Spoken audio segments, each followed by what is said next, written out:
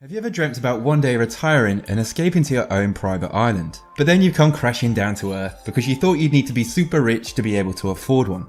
Well, technically that's not true. There are some private islands out there that can be bought for very cheap, as long as you don't mind putting up with, let's say, a few inconveniences that most other people are not prepared to deal with.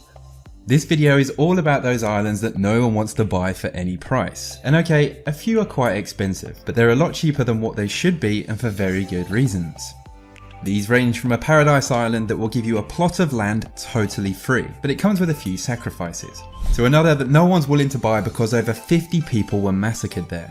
So yeah, let's jump right in and take a look. Daxa Island, Croatia, also known as the Island of Ghosts. Daxa Island is in the Adriatic Sea and it's close to Dubrovnik, and it's been up for sale for around €2 million for countless years, but no one has ever shown any interest in buying it, even though it's described as a paradise dream island. It has beautiful views, good all year round weather, a home already built on it that was used as an old monastery, a lighthouse, a fortress, and easy access to local towns, and it's priced very considerably. So why is no one even remotely interested in buying it? Well, the Island of Ghosts name probably gives you a little clue. If not, it's said to be a cursed and haunted island, because the island was the site of the Daxa massacre where 53 people were slaughtered, including the island's priests and the Dubrovnik mayor in 1944 during World War II. So what happened was, Yugoslav partisans liberated Dubrovnik from the Nazis and accused 300 citizens of being Nazi sympathisers. They gathered up 53 people, took them to Daxa Island and murdered them all without trial. And even now to this day, new bodies are constantly being discovered. So yeah, that's the reason no one will touch this island with a barge pole, and I honestly think they'd struggle to sell it for much less than half the price. But who knows? What about you guys? Would you live here even for free? If you want total isolation in paradise, then Palmyra Atoll is for you.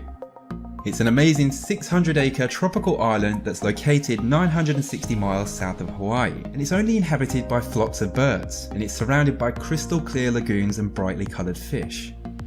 It features its very own harbour, 4 fuel tanks, a 6,000-foot private runway, a seaplane ramp, a 150-bed hospital and other buildings, and a pricey $100,000 water catchment system.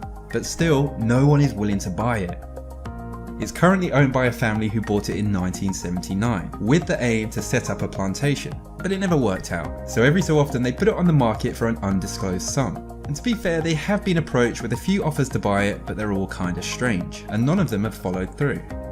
Those offers have included a rocket launch site, a nudist and religious retreat, a nuclear waste dump and a sea mining centre, but for some reason no one ever wants to fully commit to it. The only reason I can think of is the undisclosed sum part. Maybe they're pricing it way too high, who knows. Pitcairn Island is a 2-mile wide British overseas territory, and it's located in the southern Pacific Ocean, and it's absolute paradise. And guess what? You can live here totally free. Nope, I'm not joking. You would not have to pay a single penny. Okay, maybe just the cost of your boat ticket. Surprisingly though, no one has taken up this promotion offered by the government to boost its population, even though it looks like a total dream to live there. But still, no one is willing to accept the free plot of land in this picturesque island, and that's because of 2 reasons.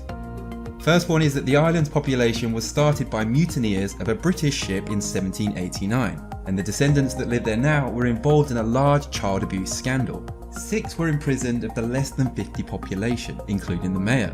And I guess that makes people think, what the hell is going on this island? That's a large chunk of the population behind bars. The second reason is because of the isolation. It relies on food deliveries every 3 months from New Zealand, which is 3,000 miles away. And there's only 1 store on the island that's open 3 days a week. So I guess it would be a little bit of a disaster if the food delivery is stopped. And they are the reasons no one wants to live on this island, even for free.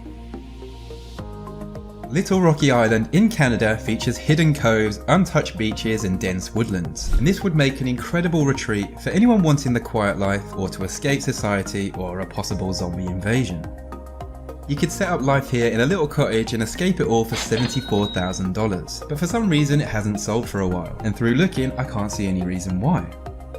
I think it could be because low tide exposes ground to the mainland, meaning it's technically not always an island, or maybe it's because it's priced too high, who knows. Fort Carroll, Baltimore, United States. You can buy your very own island with a fort on it for $31,500, which is insanely cheap. Some people spend that on a car. I know what I'd rather have, my own private fort on a private island for sure.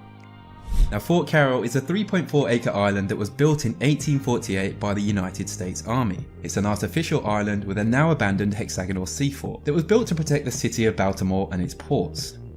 It originally had 350 cannon ports, a blacksmith shop, carpentry shop and a caretaker's house. But in 1864 it was flooded by torrential rains and declared vulnerable. And rapid advances in military technology left this fort obsolete, and it's just been sitting there decaying ever since. The government decided to sell it, and people have tried to develop this site, but nothing has ever come of it. This is for two reasons. One is that the island is a bird sanctuary, and any building plans would have to make sure the birds are not harmed and their habitat wasn't disturbed. And the second reason is many developers have said building or developing on this site is pretty much impossible because of the location and design. But hey, if you want to live in a ridiculously cheap island with a fort, then this is the place for you. Just know that you probably have to stay there in a tent or something, because doing anything with it would be pretty near to impossible. And that brings this video to an end. Thank you so much for watching. If you're new around here, make sure to subscribe and hit that little bell icon to turn notifications on. That way you'll see all my new uploads. But anyways, take care, I will see you in the next one, and goodbye.